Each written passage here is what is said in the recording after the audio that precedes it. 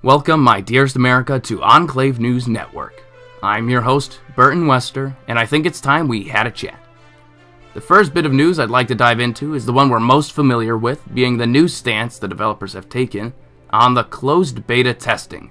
The developers, as of Thursday, have opened up the New Vegas multiplayer servers once again to begin testing several mechanics that were not included during the previous test, such as inventory saving, and also to repair other aspects of the gameplay.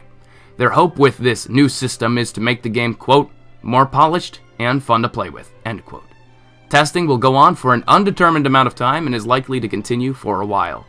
Of course, for many of the people who still lack keys to join the beta testing, this means relatively little, as they are still waiting for their turn to play the game. In other news, the NCR has recently attempted to take an expansive approach to the Freeside area and had claimed ownership over the entire district.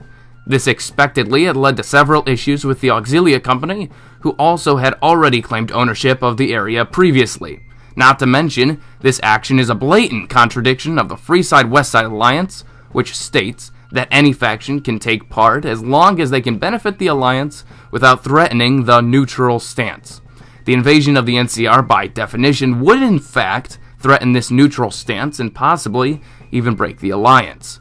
The leaders of the NCR and Auxilia company have supposedly come to a compromise which features the NCR exiting the area but still maintaining a strong foothold in the Strip, but the incident as a whole has left several scars between the two factions.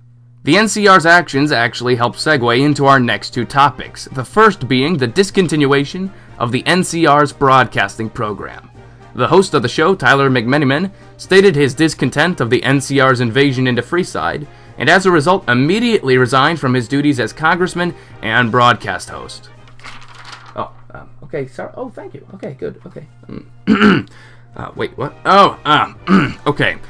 So it seems that Tyler McMenamin never actually resigned, but the story was a fabrication from one of his friends that hijacked his account. Tyler at this point has said that whatever I said at 5 p.m. was not me. I'm sorry if I offended anyone. Thank you for clearing that up, Tyler. Hopefully you can keep your friends in check next time. Gosh Louise, news. You think you're doing something right and then they mix it up on you? Gosh Louise. Well, the second topic, which is not a fabrication, is the discontinuation of the NCR's Congress.